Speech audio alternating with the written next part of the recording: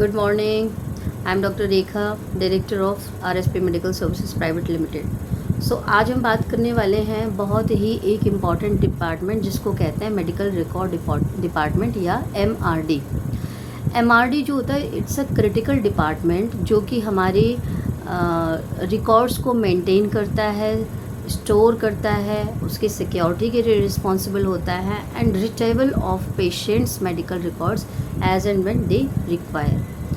आपने सबने सुना होगा कि कोई पेशेंट है, जब वो डिस्चार्ज हो रहा होता है तो उसके जो मेडिकल रिकॉर्ड्स होते हैं, उसके जो हॉस्पिटल के पास में होते हैं बेसिकली उसके मेडिकल रिकॉर्ड्स, ख़ास तौर पे उसकी डिस्चार्ज समरी हो गई, उसके लैब रिपोर्ट्स हो गए, उसके इन्वेस्टिगेशंस हो गए, है ना। तो वो सारी जो चीज़ें होती हैं वो कहीं पर सेफ़ होती हैं।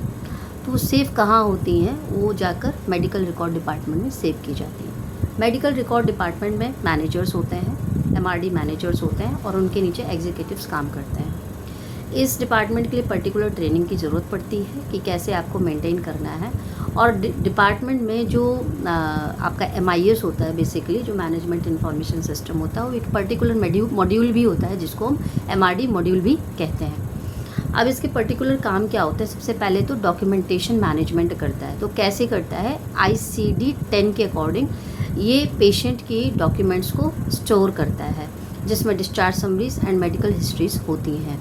इसके बाद में डेटा एंड स्टैटिक्स का ये काम करता है, लाइक मेडिकल रिकॉर्ड्स, लाइक कितना पेशेंट है और हमारे पास में हेल्थ इंश्योरेंस के कितने पेशेंट्स हैं, एनुअल उनके जो हेल्थ के स्टैटिक्स हैं वो बेसिकली उनके पास में होते हैं। Then patient services like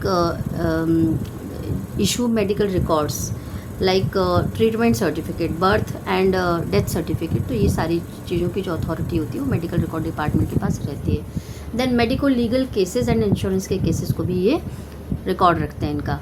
and confidentiality and accessibility, इनकी जो एक्सेसिबिलिटी होती है बड़ी कॉन्फिडेंशियल होती है। जब टॉप मैनेजमेंट अलाउ करता है किसी चीज़ को, तब आप जैसे पर्टिकुलर आपको कोई डॉक्यूमेंट्स चाहिए तो टॉप मैनेजमेंट से आपको परमिशन लेनी होती है, तब जाके आपकी उस डॉक्यूमेंट्स के रिगार्डिंग एक्सेसिबिलिटी होती है। किसी भी तरीके का पुलिस केस हो जाता है या किसी भी तरीके का MLC का केस होता है, जब ये डिपार्टमेंट में ये रिकॉर्ड्स होते हैं तो आगे जाके कोर्ट में भी पेश किए जाते हैं, लेकिन बट वो मेडिकल रिकॉर्ड डिपार्टमेंट के अंदर में सारे सेफ होते हैं। ठीक है, सो इनकी हार्ड कॉपी भी सेव होती है और इनकी सॉफ्ट कॉपी भी सेव होती है। देन इनकी जो लोकेशन होती है वो पर्टिकुलरली ऐसे एरिया में होती है जहाँ पे बहुत लो एक्सेसिबिलिटी एरिया होता है, काफ़ी कॉन्फिडेंशियल एरिया होता है। और जैसे मैंने आपको बताया कि MRD ऑफिसर्स और टेक्नीशियंस जो होते हैं, एग्जीक्यूटिव्स होते हैं, वो सब इनको करते हैं।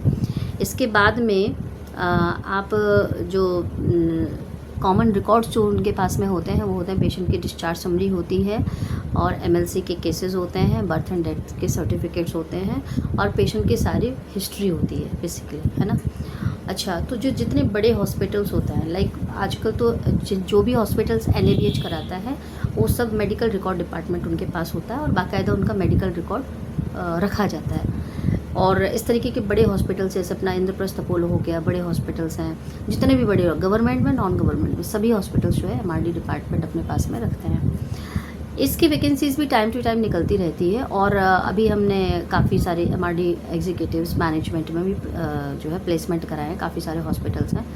तो हमारे पास ऑलमोस्ट 40+ हॉस्पिटल्स हैं जो कि इस समय हम जिनके साथ में काम कर रहे हैं। वैकेंसीज़ लगातार आती रहती हैं इस तरीके के MRD के लिए भी और अदर स्टाफ के लिए भी।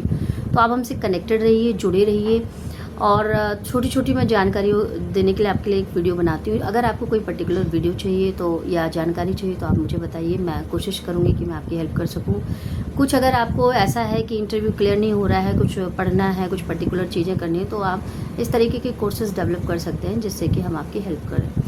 तो आप हमसे जुड़े रहिए और जो आपके इश्यूज़ हैं उनको आप कमेंट करके बताइए और आपका इंटरव्यू क्लियर होगा, आपका सिलेक्शन होगा, यही हमारी शुभकामनाएं। Thank you so much.